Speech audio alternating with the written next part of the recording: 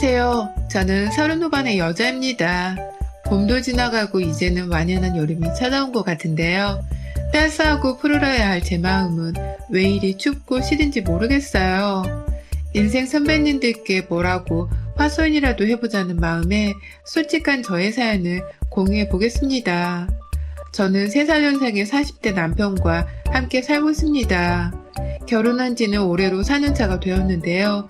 둘 다 바쁘게 일을 하다가 허겁지겁 결혼을 해서인지 마음먹는 대로 아이가 쉽게 들어서지는 않더라고요. 그래서 아직까지 저희 부부는 자식이 없고 강제 딩크족으로 주변 어른들께 소개를 하면서 살고 있습니다. 안 그러면 왜 애를 안 낳고 여태 그러고 있냐는 따끔한 훈계를 너무 많이 들어야 했거든요.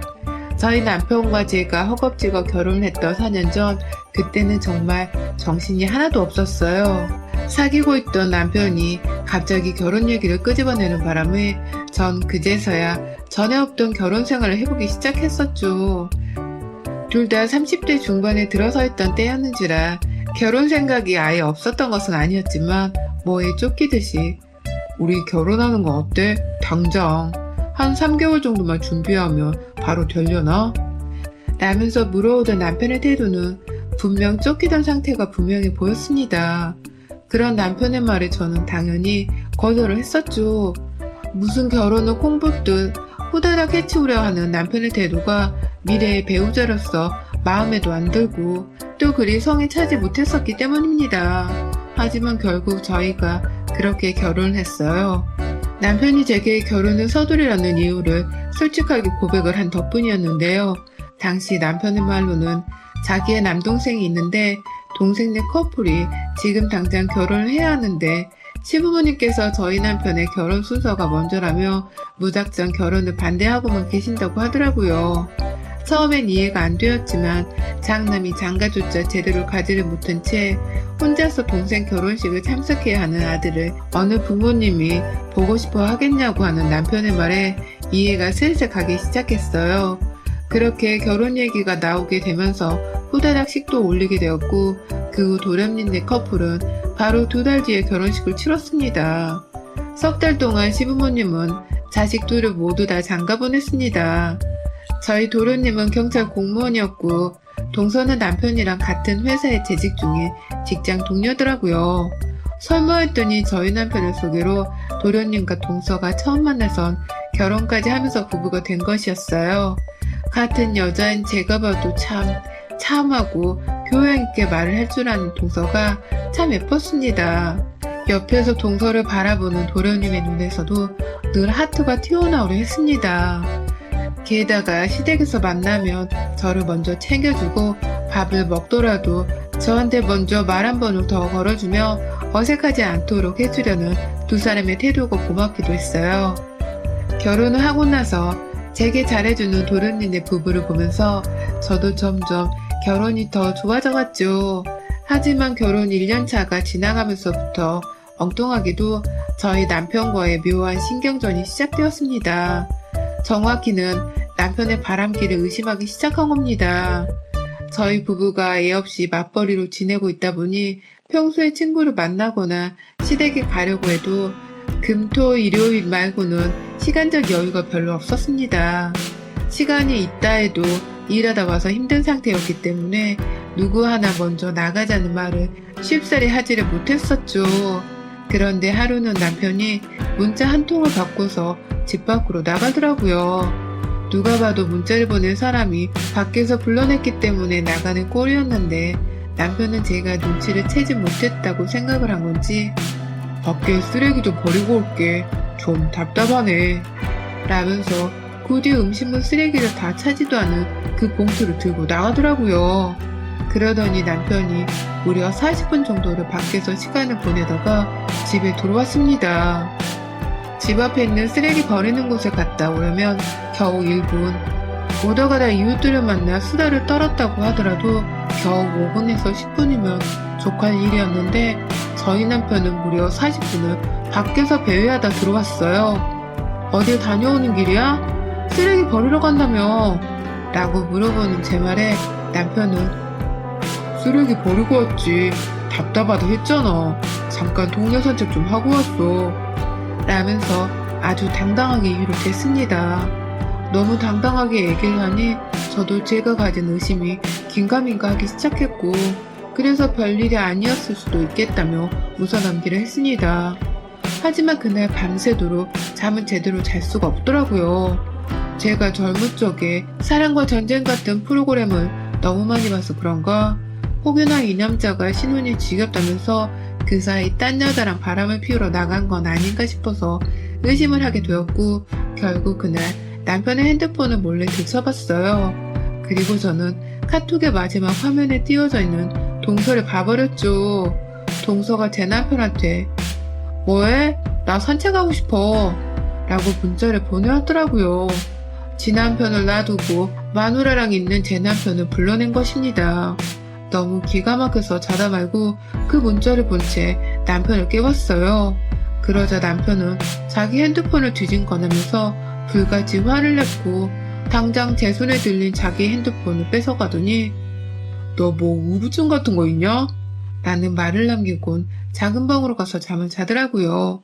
좀 더 신중하게 남편의 뒤를 캤어야 하는데 오두방정을 떨면서 남편을 깨워 흔들어댄 저의 실수였던 겁니다.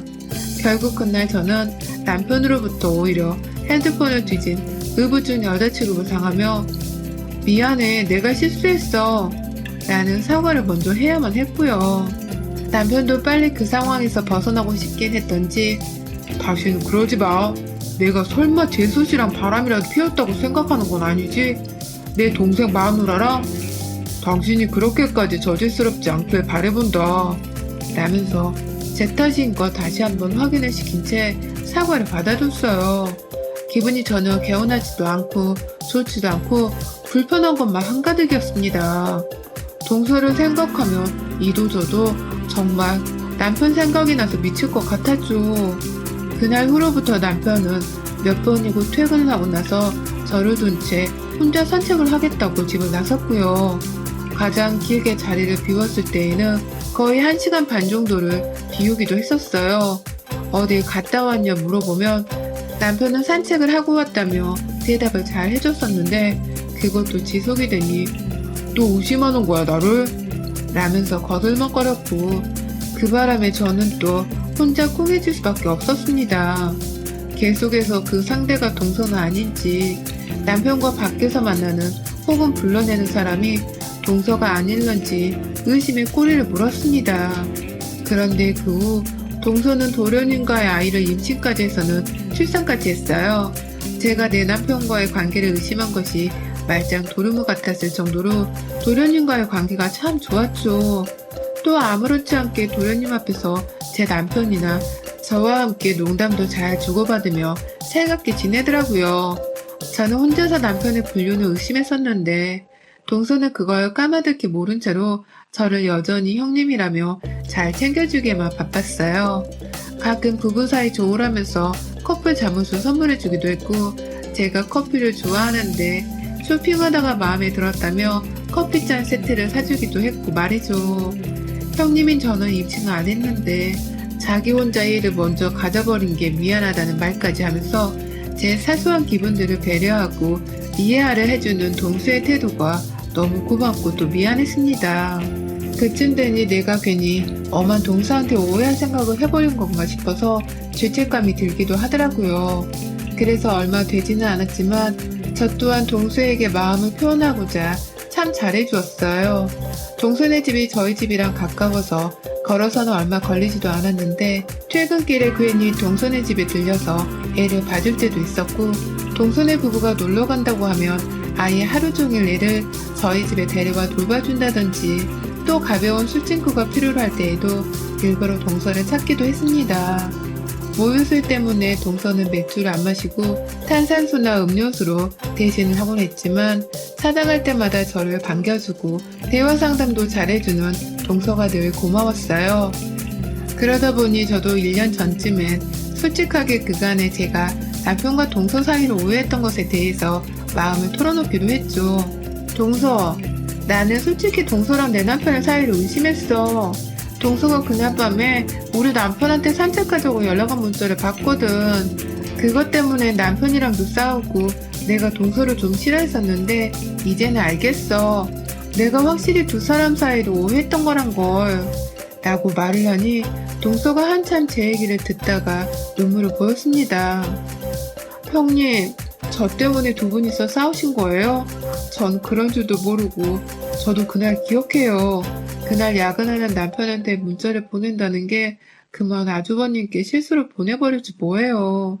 근데 전 아주버님이 문자를 씹어서 당연히 제가 문자를 잘못 보낸 줄 아셨다고 생각을 했어요. 라고 말을 하는데 그제서야 퍼즐이 맞춰지더라고요.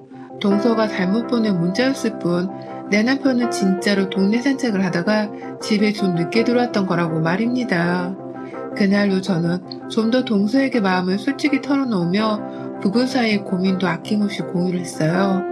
나이가 내일 모레 40인데 아이가 아직도 없어서 고민이 된다는 말도 했고 혹 남편이 나를 여자로 보지 않아서 아이를 가지려는 것에 적극적이지 못한 게 아닌가 하는 속마음을 비춰내기도 했죠.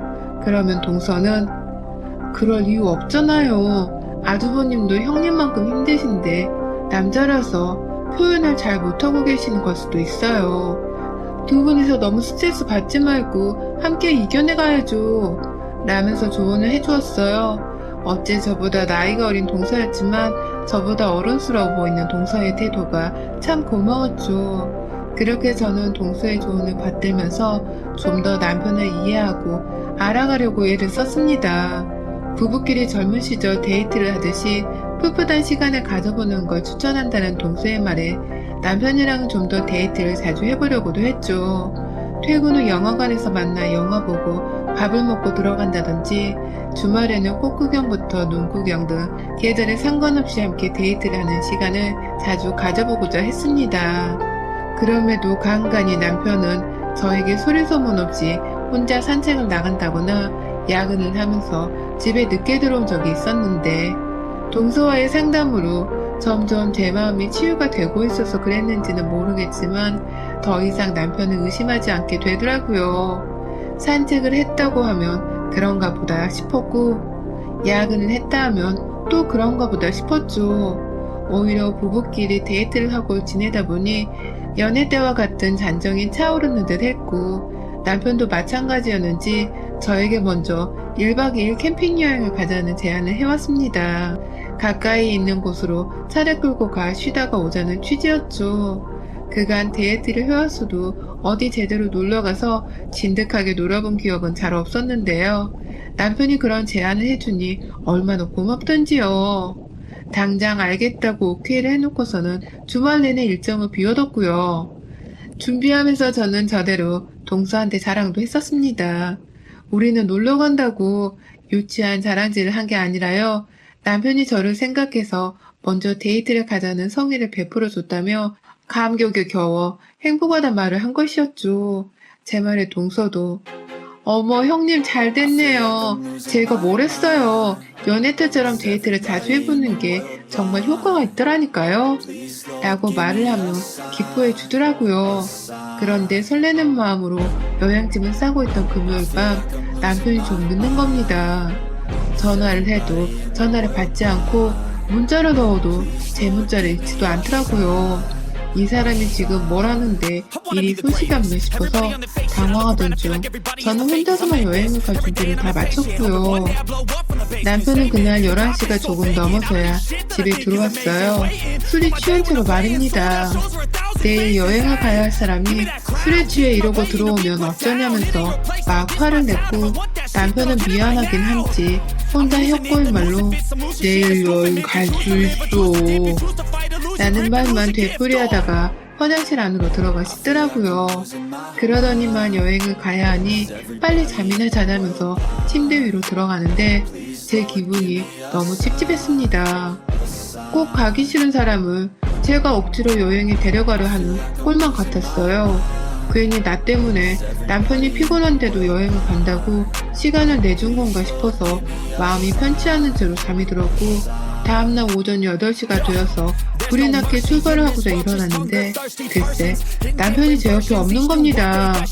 벌써 일어나서 준비를 하고 있나 싶었는데 밖에서 현관으로 나가는 소리가 들리길래 호다닥 따라가 보니 제 남편이 혼자서 옷을 입은 채로 밖을 나가려다가 저랑 딱 마주쳤어요. 당신 어디가? 우리 여행은? 이라고 물어보는 제 말에 남편은 그게 저기 있잖아. 내가 지금 급한 일이 있어서 여행은 취소할 것 같아. 나 지금 바로 가봐야 하거든. 여행은 우리 다음 주에 가자. 진짜 정말 미안해. 라는 말과 함께 얼굴이 이미 새파랗게 질려버려서는 밖으로 후다닥 나가버렸습니다. 제가 아무리 남편에게 전화를 해도 받지를 않고 당장 집으로 돌아와. 나하고의 약속을 이렇게 일방적으로 파토내버리면 어떡하자는 거야? 라면서 문자도 여러 차례 보내봤습니다.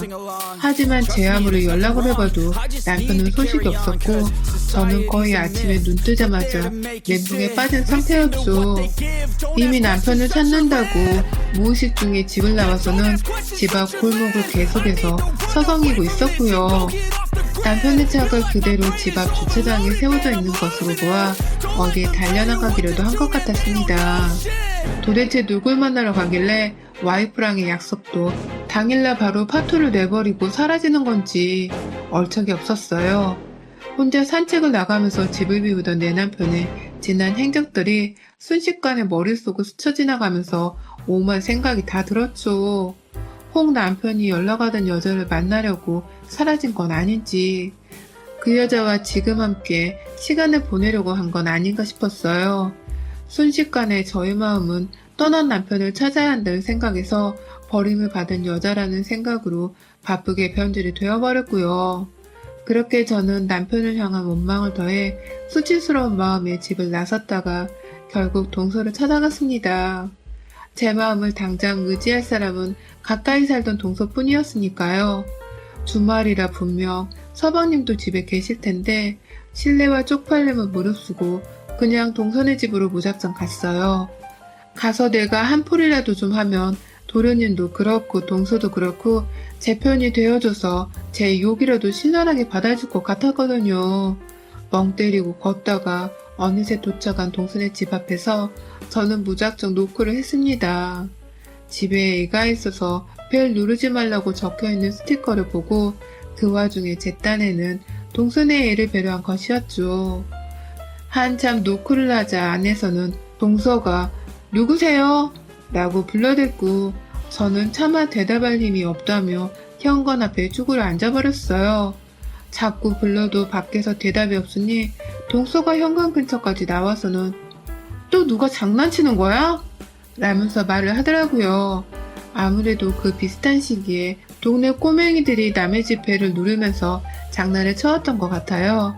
그런데 동서가 그 말을 도련님께 하고 있는 줄로만 알고서 자리에서 일어나 동서를 부르려고 했는데 굉장히 낯익은 목소리가 들려왔습니다. 그런 건 다음부터 확 경찰에 신고를 해버려. 라고 옆에서 누가 단호하게 말을 하더라고요. 순간 저는 제 남편의 목소리인 줄 알았어요. 너무 비슷해서 혹 하려다가 도련님이나 남편이나 형제라서 목소리가 비슷하겠거니라고 생각을 하며 무시를 하려 했죠. 그러자 곧이어 그래야겠어. 나는 동서의 대답과 함께 두 사람이 동시에 현관에서부터 멀어져 갔습니다. 그리고 저는 정말 혹여나하는 마음에 다시 한번 손에 쥔 제 핸드폰으로 남편에게 전화를 걸었고요. 동선이 집안에서 들려오는 벨소리와 거참 진짜 귀찮게 하네 라는 동서의 비명이 섞인 짜증의 목소리를 듣고 나서야 100% 확신하게 되었어요. 저 집안에 들어가 있는 남자가 도련님이 아닌 제 남편이라는 것을 말입니다. 다시 한번 노크를 했어요. 이번에는 그냥 놓치지 않겠다면서 의심만으로는 절대 끝내지 않겠다면서 무작정 그 집에 노크를 하기 몇 초가 지났으려나 동서가 나와서는 누구냐고요? 라면서 걸걸한 목소리로 소리를 지르다가 뒤에서 남편이 나타나서 내가 열어볼게 라며 황급히 문을 열었는데 그 맞은편에는 제가 서 있었고 남편은 순간 문을 닫으려고 발악을 했습니다. 발부터 집어넣고 문이 닫히는 걸 막고자 한 저는 남편이 억지로 닫으려 하는 문에 발이 껴서 아프다며 거짓 소리를 질러버렸고, 놀란 남편이 뒷걸음질을 치는 틈을 타서 문을 열고 동선의 집 안으로 들어왔습니다. 애는 방 안에서 울기 시작했습니다. 딱 서방님만 집을 잠깐 비운 사이였어요. 자주 주말 출근도 한다더니만 아무래도 그날도 출근을 하느라 집을 비우는 바람에 자기 마누라가 자기 형이랑 뭔 짓을 하고 있는지를 모르는 듯 했습니다. 당신 여기서 뭐 하는 거야? 나라 여행까지 파토 내고서 한다는 짓이 겨우 이런 거였어? 내가 그렇게 무슨 사이냐고 물어볼 땐 잡아떼더니만 결국 동서랑 그렇고 그런 사이였던 거야? 당신 입으로 말도 안 된다고 했던 그 관계를 하고 있었던 거야? 라면서 들어가자마자 남편의 싸대기를 한 대 갈겨버렸습니다. 그러자 남편은 오해야. 재수씨가 애가 아프다고 해서 내가 급하게 챙겨준다고 라면서 그 와중에 조카 핑계를 대고 있었습니다. 그런데 남편은 하나 간과한 것이 있었어요. 지가 지금 현관문 밖으로 나오면서 무슨 옷을 입고 있는 줄을 모르고 있었던 겁니다. 분명 우리 집에서 아침에 나갈 적에는 검정색 딱 달라붙는 트레이닝복을 입고 있었으면서 동서의 집안에서는 제 남편이 글쎄 트렁크 팬티만을 입고 있었습니다. 제가 단 한 번도 사준 적이 없던 처음 보는 트렁크인데 허리쯤까지 바지가 쏙 내려와 있는 걸로 봐서는 지 동생의 속옷을 급한 대로 입은 것 같았습니다. 하다하다 지 동생 마누라 앞에서 동생 팬티까지 입고서는 뭔 짓을 하고 있었는지 같이 시간을 보내고 있었더라고요. 그래놓고 조카가 아프다니 어디서 그런 말 같자는 거짓말 하고 있냐 말입니다. 지 새끼가 우니 달래야 한다면서 방 안으로 도망치듯 들어가려는 동서의 뒷덜미를 잡아 끌어당겼어요. 뒤로 자빠진 동서가 허리 부러진 사람 마냥 뒷짐을 지며 아프단 비명을 질렀는데 그 모습에 제 눈깔이 한 번 더 뒤집어지고 말았습니다. 제 앞에 드러누워있는 동서의 가슴골이 훤히 보였습니다. 옷을 급하게 입다가 나온 건지 티셔츠에 달려있는 단추가 하나도 잠겨지지가 않아서 제가 그만 동서의 가슴까지 다 보고야 만 것입니다. 그럼 그 소리는 제 남편도 이걸 이미 다 봤다는 거잖아요. 들어놓은 동서도 자기 가슴이 훤히 나와있는 게 신경 쓰였는지 옷가지를 주섬주섬 거리는데 저는 그런 동서의 얼굴을 향해 달려들었어요. 동서 몸뚱이에 올라타서는 머리채를 쥐어잡고 얼마나 휘잡으며 물어 뜯었는지 모릅니다. 뒤에서 남편은 그저 말리겠다고 난리였고 저는 저대로 두 년놈이 나를 속이고 그간 오래도록 바람을 피워왔다 생각을 하니 속이 뒤틀려 구역질까지 해대면서 가만 안 두겠다며 동서를 만시창이로 만들었어요. 결국 그날 저는 동서네 집에서 동서가 도련님이랑 애기랑 찍은 가족사진까지 칼로 찢어버리는 만행을 저질러줬고 그러면 안 되는데 애기 앞에서 니네 엄마가 니네 큰아빠랑 불륜을 저질렀어 이 자식아 라며 고함을 지르듯 훈계를 했습니다. 본인들이 생각해도 잘못한 줄 알겠는지 남편은 그만하라며 애원하다가 힘으로 저를 데리고 집을 나서려고 했는데요. 아뿔싸 도련님이 집에 오셨더라고요. 원래대로라면 남편이 여행 간다는 말에 배알이 꼴려서 우리 남편을 부른 동서의 부름에 집에 와선 짧게나마 잠자리만 가지고서 헤어지려고 했었는데 갑작스런 저의 방문으로 인해서 예상보다 더욱 오랜 시간을 동선의 집에서 머물면서 제 행패를 말리느라고 현장에서 미처 대피를 하지 못한 겁니다. 제 시각에 집에 도착한 도련님과 딱 맞닥뜨리자마자 남편은 왔어? 와이프가 술을 좀 마셔서 라면서 모든 걸 제 탓으로 하려는 듯이 저를 끌고 나가려 했고 저는 도련님께 눈물을 흘리면서 말했네요. 당신 와이프 관리를 잘했어야지. 그 오랜 시간을 당신 형이랑 마누라가 바람을 피우는지도 모르고 매번 그렇게 주말이면 일하러 자리를 비운 거야? 도련님, 이 년놈들이 바람을 피운다는데 도대체 어떡하냐고요. 라면서 존대를 썼는지 반말을 썼는지도 모르게 한참은 사실을 말했습니다. 찢어진 가족사진을 보고 충격을 받은 건지 도련님도 한참 가만히 서 있기만 하다가 얻어맞은 자기 마누라의 상태를 보고는 장난이 아니다 싶었는지 아무 말을 건네지 않은 채 저를 붙잡고 있는 제 남편의 손을 떼어주었습니다. 설마 자기 형편을 드는 건가 싶었는데 조용히 제 남편을 보던 도련님이 곧이어 아주 강력한 주먹 한 방을 남편에게 날려버렸습니다. 결국 도련님도 저의 말을 믿어주기로 한 것이었죠. 저희 남편과 동서는 같은 회사를 다니면서 각자의 파트너를 두고서 더러운 썸을 타왔던 두 사람이 결국은 각자의 파트너를 향해 시샘까지 하는 단계에 이르렀었나 봐요. 그러니 남편도 결혼한다는 도련님들을 따라서 저와 결혼을 한 것이었고 또 동서는 저하고 여행을 간다는 남편이 샘나서 여행 당일에 제 남편을 자기 집으로 불러들이는 개같은 짓을 벌인 것이었습니다. 결국 둘이서 자신의 배우자들에게 최선을 다하기는커녕 오히려 뒤에서 은큼한 생각을 가지며 상대의 배우자를 탐하 궁리만 하고 살았던 것이더라고요. 그걸 저는 진작에 눈치를 챘음에도 불구하고 동서가 하도 저한테 살갑고 따뜻하게 굴어주길래 철저히 동서를 믿어보기로 하면서 의심하던 마음을 접었던 거고요.